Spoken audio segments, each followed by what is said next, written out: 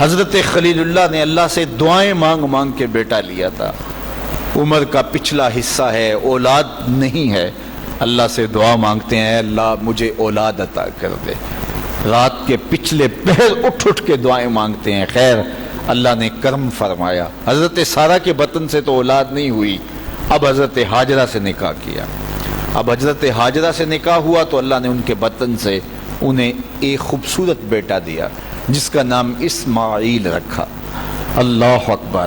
اللہ کی کتنی بڑی آزمائش تھی۔ اللہ کی طرف سے آواز آئی میرے حکم کی تعمیل کرتے ہوئے اپنی زوجہ کو اور اپنے بیٹے کو وادی غیر ذی زرع میں چھوڑاؤ۔ تو پھر وہ آج جہاں کعبۃ اللہ ہے، یہاں پہاڑوں کے بیچ حضرت ہاجرہ کو چھوڑ کے حضرت خلیل اللہ واپس چلے گئے۔ اور پھر جب حضرت اسماعیل علیہ السلام کی عمر 13 سال ہوئی تو ایک بار ملنے آئے تو حضرت خلیل اللہ کو حکم ہوا، خواب آئی اور خواب میں یہ حکم ہوا۔ نبیوں کی خواب بمنزلہ وحی ہوتی ہے۔ ہمارے جو خواب ہیں ان میں سے کچھ خواب ایسے ہیں جن کو کہا گیا نبوت کا 46واں حصہ ہے، اچھے خواب، لیکن ہمارے خواب ادغاث و احلام ایسے بھی ہوتے ہیں جو دن کے خیالات کا عکس ہوتے ہیں۔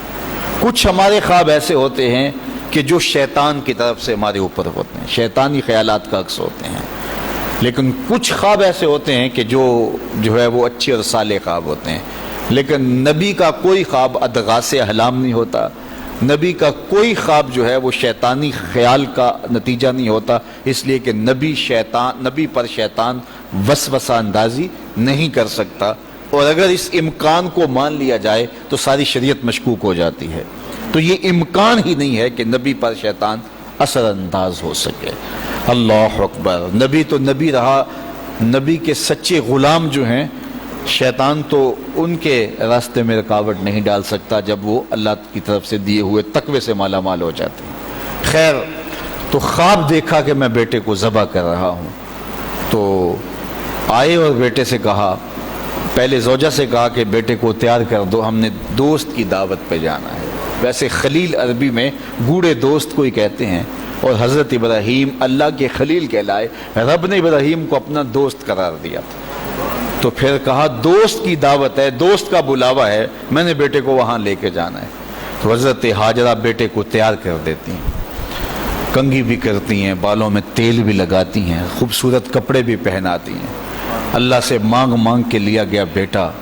اللہ اکبر! اب 13 سال کی عمر، فلما بلغ معہ السعی، جب وہ بلوغت کی عمر میں پہنچا، چلنے پھرنے کے قابل ہوا، تو حضرت ابراہیم علیہ السلام ان کو لے کے ساتھ چلے۔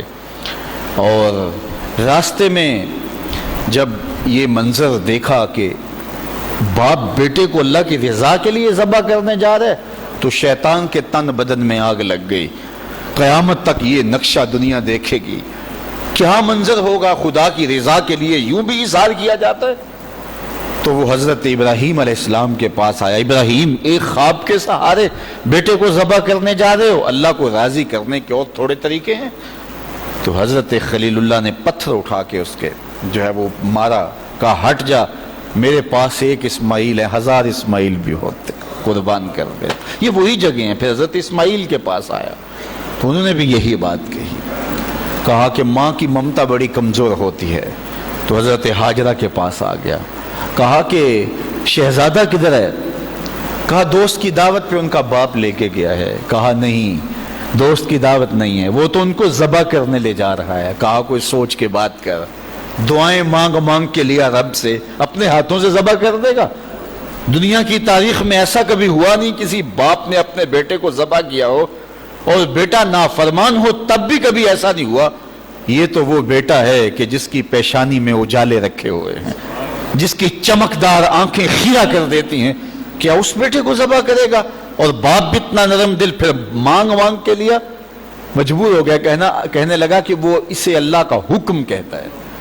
تو حضرت ہاجرہ سلام اللہ علیہ نے کہا ظالم بھاگ جا، اگر اللہ کا حکم ہے میری گود میں ایک اسماعیل ہے، 1000 اسماعیل بھی ہوتے قربان کر دے۔ یہ انوکھی داستان تھی جو کائنات میں رقم ہونے جا رہی ہے۔ یہ کوئی افسانہ نہیں ہے، یہ امر واقعیہ ہے، یہ ہونے والی داستان ہے۔ جس کی یادیں پورے عالم میں بکھری ہیں. کائنات میں ایسا انوکھا واقعہ ہے، ایسا البیلا واقعہ زمانے میں نہیں دیکھا ہوگا جو یہ واقعہ رقم ہونے جا رہا ہے. حضرت اسماعیل 13 سال کی عمر اور حضرت ابراہیم اپنے بیٹے کو ساتھ لیے جا رہے ہیں.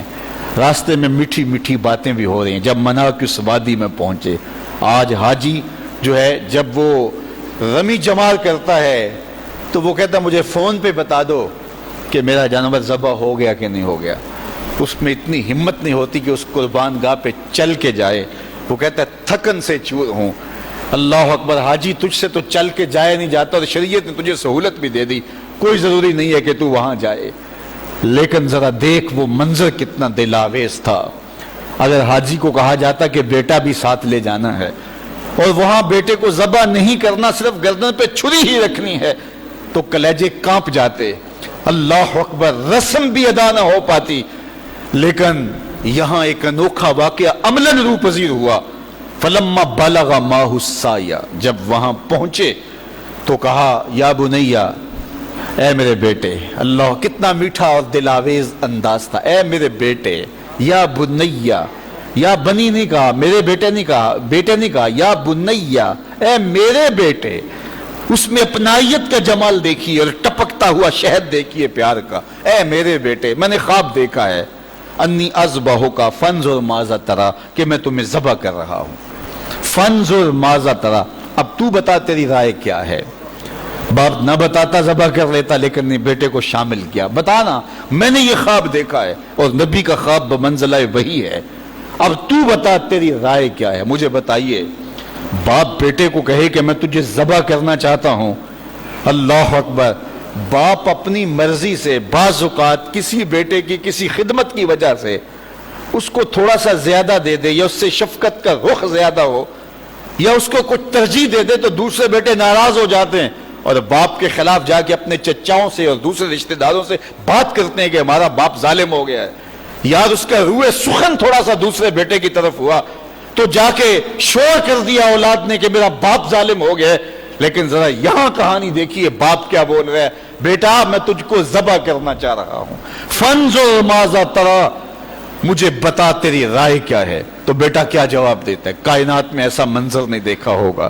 بیٹا خاموش ہو جاتا، سر جھکا لیتا. یہ بھی بڑی بات تھی، امتثال امر تھا. بیٹا کہتا جی جس طرح آپ نے دیکھا میں تو کچھ نہیں کہہ سکتا. یہ بھی امتثال امر تھا. بیٹا کہتا ٹھیک ہے آپ کر لیجیے جو آپ نے کرنا ہے. تو یہ بھی امتثال امر تھا. لیکن جو بیٹے نے کہا، کائنات نے ایسا منظر یہ بھی نہیں دیکھا ہوگا. بیٹے نے یہ نہیں کہا ہاں کر لیجئے، بیٹے نے یہ نہیں کہا کہ خاموشی اختیار کر لی، گردن جھکا لی. ذرا دیکھیے، بیٹے نے کہا یا آباتے. باپ نے کہا تھا نا یا بنیا، اے میرے بچے، اے میرے بیٹے. تو جب یہ بات سن لی کہ میں تجھے ذبح کرنا چاہتا ہوں تو بیٹے کا لہجہ تبدیل نہیں ہوا. اللہ اکبر، آج بیٹا ہو تو کہے باپ ہو صفاق ہو، لیکن اس کے باوجود لہجہ کہ یا آباتے، اے میرے ابو. ذرا اس سے شہد ٹپکتا ہوا دیکھیے اور اس سے خدمت گاری کا جذبہ دیکھیے. یا آباتے، اے میرے ابو. آگے کیا ہے؟ یا آباتے فعل ما تومر، ابو ذبح کیا ہے، جو بھی کرنا ہے کرو. یا آباتے ذبح نہیں کہا، اے ابو ذبح کر دیجئے. ذبح کا جواب ذبح میں دیا جاتا نا، لیکن بیٹا 2 قدم آگے بڑھ گیا. یا آباتے فعل ما تومر، ابو ذبح کیا ہے، جو بھی کرنا ہے کیجئے. باقی رہی بات میری، یہ کام آسان تو نہیں کہ گردن پہ چھری چلے اور میں تڑپوں نہ، لیکن اللہ کی مدد ہو تو یہ مشکل بھی دی ستاجدونی انشاءاللہ من الصابرین. آپ دیکھیں گے رب نے چاہا تو صبر کر کے دکھاؤں گا، تڑپوں گا بھی نہیں. باپ رسی بھی ساتھ لے گیا تھا، چھری بھی ساتھ لے گیا تھا. چھری نکالی. یہ کوئی قصہ نہیں، یہ کوئی افسانہ نہیں ہے، یہ حقیقت اور امر واقعیہ ہے. چشم فلک نے پہلی مرتبہ یہ منظر دیکھا. آج حوریں بھی دیکھ رہی تھی، غلمان اور رضوان بھی دیکھ رہے تھے، فرشتے بھی جھک جھک کے دیکھ رہے تھے. مالک قیامت آنے والی ہے. کہا تمہیں بتانا چاہتا ہوں، تم کہتے تھے انسان کو خلیفہ بنا رہے، سجدے تو ہم کرتے ہیں، عبادتیں تو ہم کرتے ہیں، یہ تو لڑائی کرے گا، دھینگا مشتی کرے گا. اب دیکھو میرے بندے کی ادا کو، میرے بندے کی اطاعت اور فرما برداری کے رنگ بھی دیکھو. اللہ اکبر. باپ نے بیٹے کو لٹایا، رسیوں سے بدن جکڑ لیا، ہاتھ میں چھری پکڑی ہے. اللہ اکبر. حضرت اسماعیل کو لٹایا. قرآن نے وہ باقاعدہ منظر نگاری کی ہے. فلما اسلما وتلہ للجبین، جب دونوں راضی ہو گئے. کس بات پہ راضی ہو گئے؟ کہ فلاں نمبر کی گاڑی خرید لیں، فلاں کوٹھی اور فلاں بنگلہ خرید لیں. نہیں، دونوں راضی ہو گئے. باپ ذبح کرنے پہ راضی ہو گیا اور بیٹا ذبح ہونے پہ راضی ہو گیا. اسلام اسے کہتے ہیں فلما اسلما. یہاں لفظ جب دونوں نے رضا کر لی، طے کر لیا، دونوں نے سر جھکا لیا. الاسلام گردن نہادن، اسلام کا معنی گردن رکھ دینا. تو دونوں نے جب گردنیں رکھ دی اللہ کے حکم پر، باپ ذبح کرنے پہ تیار ہو گیا اور بیٹا ذبح ہونے پہ تیار ہو گیا. سینے میں دل رکھنے والے ہو، بیٹے کا ذبح کے لیے تیار ہو جانا چھوٹی بات نہیں تھی، لیکن باپ کا اپنے ہاتھوں سے بیٹے کو ذبح کرنا یہ اس سے بھی بڑی بات تھی. یہ تماشائے لبے بام نہیں تھا.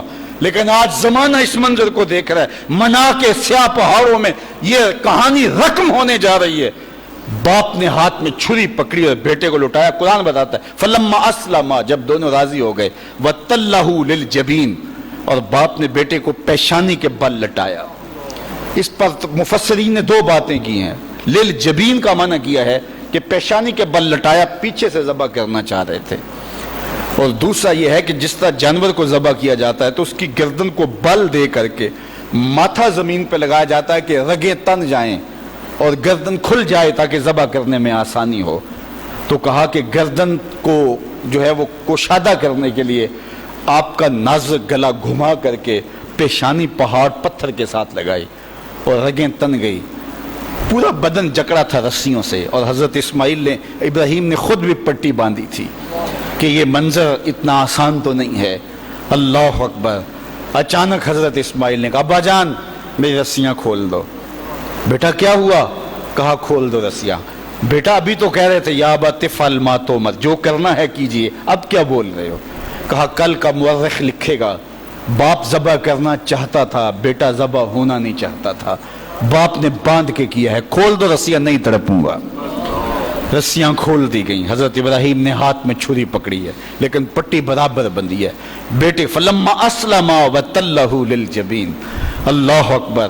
تو پوری قوت کے ساتھ چھری کو نازک ریشم جیسی گردن پہ رکھا.